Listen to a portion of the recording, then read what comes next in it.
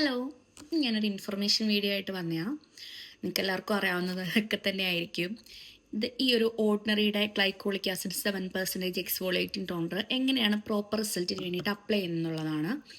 അതിന് വേണ്ടിയിട്ട് നമ്മൾ കൂടുതലും ഇത് നൈറ്റ് ടൈമിൽ മാത്രം അപ്ലൈ ചെയ്ത് കൊടുക്കാൻ നോക്കുക.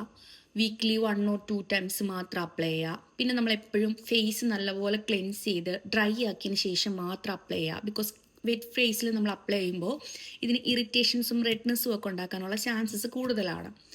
അതുപോലെ നമ്മൾ ഇതിനൂടെ കമ്പൈൻ ചെയ്ത് AHA, BHA, റെറ്റിനോൾ, പിന്നെ അതുപോലെ ക്ലേ മാസ്ക് അങ്ങനെയുള്ള പ്രൊഡക്ട്സ് ഒന്നും യൂസ് ചെയ്യാതിരിക്കാൻ നോക്കുക. പിന്നെ നമ്മൾ കൂടുതലും ടോണേഴ്സൊക്കെ ഈ ഒരു കോട്ടൺ പാഡിനകത്തായിരിക്കും ഉപയോഗിക്കുന്നത്. ഇത് പക്ഷേ നമ്മുടെ ഫാമിലി ഡയറക്റ്റ് എടുത്തിട്ട് ഫേസിൽ ഡാബ് ചെയ്ത് കൊടുക്കുമ്പോഴായിരിക്കും ബെറ്റർ റിസൾട്ടിന് ചാൻസസ് കൂടുതലാണ്. അതിനുശേഷം നമ്മൾ ഇത് അപ്ലൈ ചെയ്ത് ഒരു 2 to 3 മിനിറ്റ്സിന് ശേഷം മോയ്സ്ചറൈസറും അപ്ലൈ ചെയ്ത് കൊടുക്കാൻ നോക്കണം. എസ്പെഷ്യലി ഡ്രൈ സ്കിന്നുള്ളവർ എന്തായാലും മോയ്സ്ചറൈസർ അപ്ലൈ ചെയ്യണം.